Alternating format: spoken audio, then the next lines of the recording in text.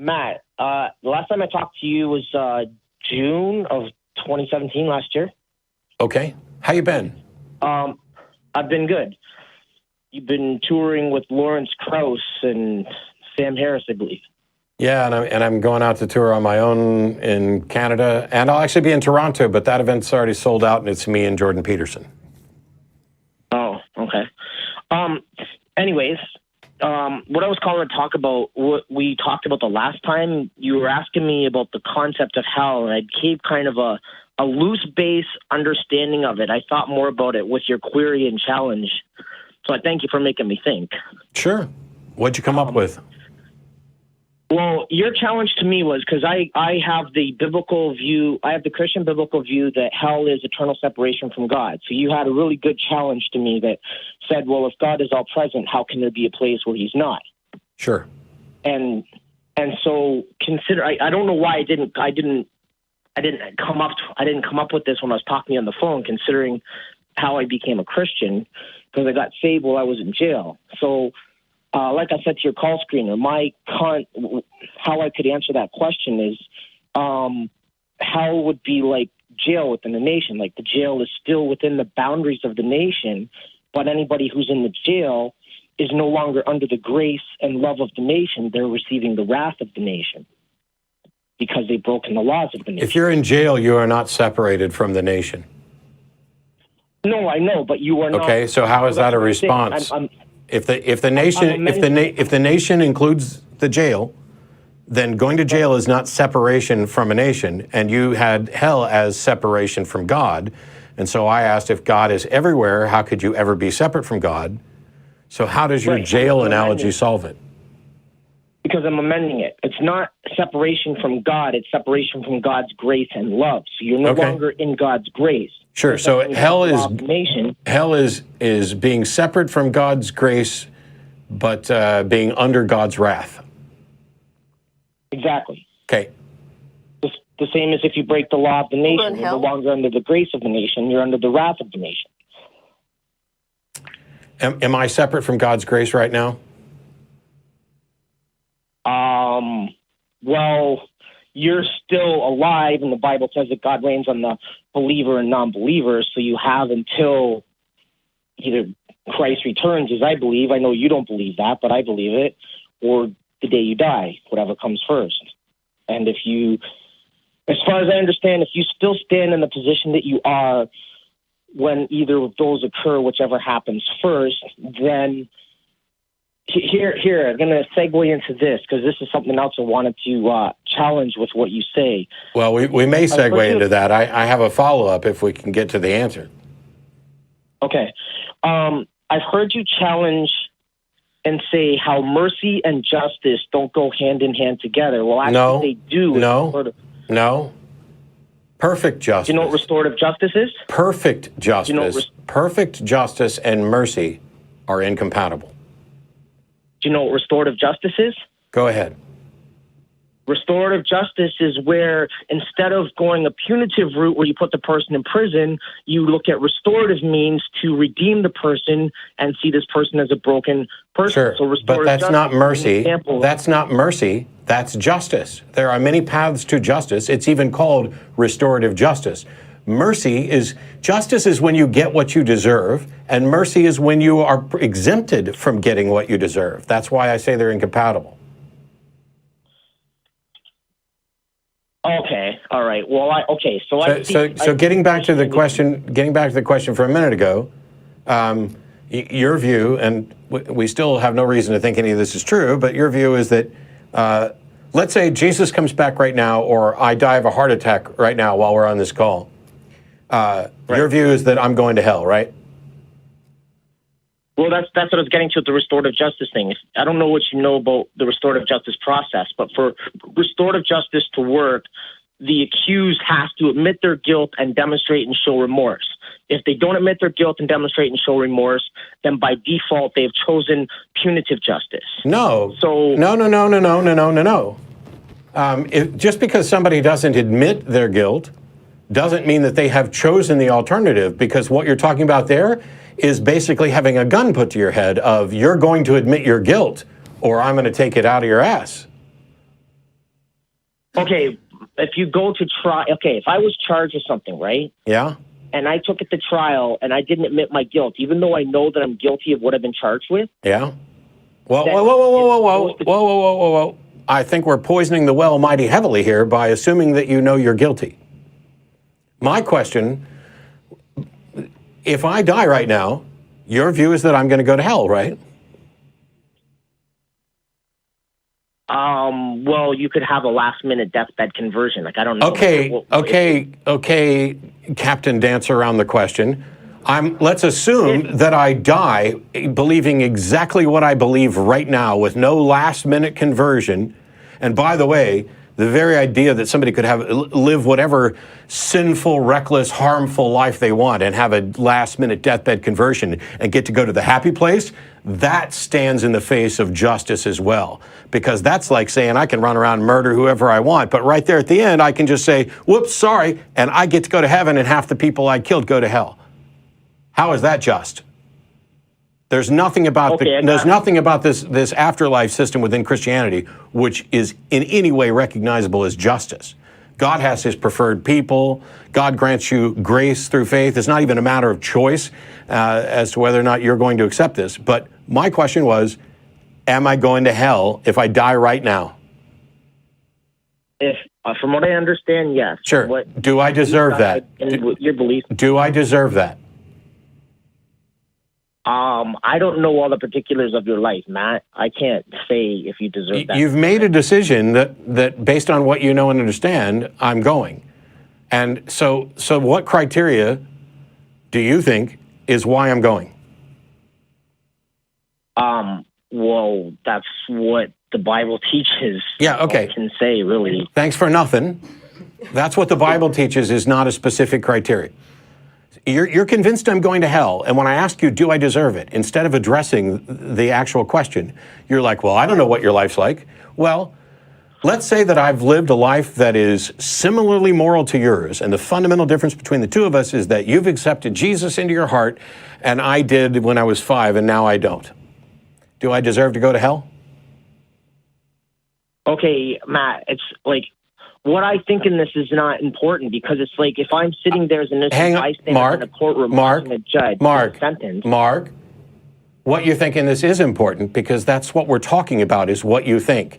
If you want me to know what Jesus or God thinks, have them call the show. I'm talking to you. And by the way, in case this isn't clear to everybody who's watching, Jesus, God, Yahweh, Jehovah, Allah, any of them, they have an open invitation to call this show whenever they want. And they have had for the entire time I've been doing it and probably before. The question is, do I deserve it? What would you do if they did call? What would you do if they did call? What would you do if God appeared to you in a miraculous beam of light right now? That'd be awesome. Yeah, I would say thank you. What the hell took you so long?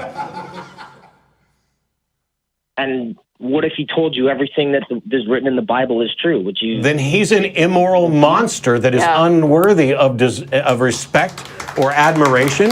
And while he can squash me like a bug, I will die and spend whatever eternity he wants torturing me, knowing that I am morally and intellectually superior to that thug. Okay, but you know what, though? Continuing this little thought experiment, from everything that you and every activist atheist has said for the last 20 years, you prove that God isn't immoral. If God exists, he can't be immoral because of the fact that you're allowed to speak and say the things you do. That proves that he's not immoral if he exists, because he allows you to speak the blasphemous things against him without smiting you. So when the mafia boss allows you to keep running your business, that proves that he's not immoral, right? Right? Oh, man. Oh, yeah. Let's see the flaw in your reasoning, that because something is permissible, that shows that somebody's not immoral. Hey, because I donated to charity, that shows I'm not immoral, right? Oh, because I took action X, that shows I'm not immoral. You don't get to disregard actions Y, Z, etc. And when the mafia boss comes along and allows you to run your business, that doesn't mean that he's not also out there breaking thumbs at people who don't pay him the tribute. So your argument that God allowing me to speak proves that God is moral, it's like on the far end of bizarre, because we haven't even established that there's a God. We haven't established whether or not it is moral or immoral for me to speak. We haven't established whether or not it is moral or immoral for somebody to permit me to speak. But your authoritarian notion that there is a God who's okay with me talking, and this demonstrates that he's good, betrays everything that I was just talking about with respect to justice. So the question is, do I deserve to go to hell? Why is this so difficult, Mark? I don't, Matt, I'm not in the position to say that. Yes, then you're not in a position for us to continue speaking to. Because I'm asking you what you think, and you're avoiding the question. And I can only reach one of a couple conclusions, and that is you're afraid of the consequences of answering this question, that it's going to lead down a rabbit hole that shows where you're wrong, just as it has every other time we've talked about stuff. Or you legitimately have no understanding of what you believe and are just making it up as you go. No, I understand what I believe, but I can't. Am I going to hell? Your character. I'm going to do this. I'm going to do this one last time. Am I going to hell? Okay, fine. As far as I understand and know, if a person dies without giving themselves to Christ, then they end up going to hell. That is the sole criteria, correct? Not how I lived my life. How I lived my life is irrelevant under Christianity, correct? It is whether or not I have been saved by Jesus. Doesn't matter if I'm an axe murderer who got saved at the end, or I've been a saint my entire life who got saved at the end. The criteria under your model is whether or not I have surrendered to Jesus, repented of my sins, been granted by grace the faith to live a Christ life, and am therefore saved to the kingdom. Correct? That's the basic criteria, yes. Yeah, okay. So why did you say that you don't have criteria to judge my life? Is my life, how I lived my life, relevant?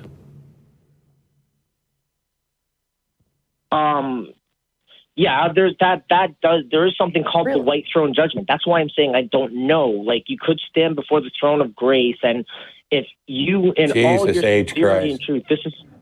I think you don't actually understand your theology very well. Okay, if you think so. Well, here's the thing. You think I'm going to hell, which means you have some criteria under which you've made an assessment that I'm going to hell. And all I'm asking is, do I deserve it?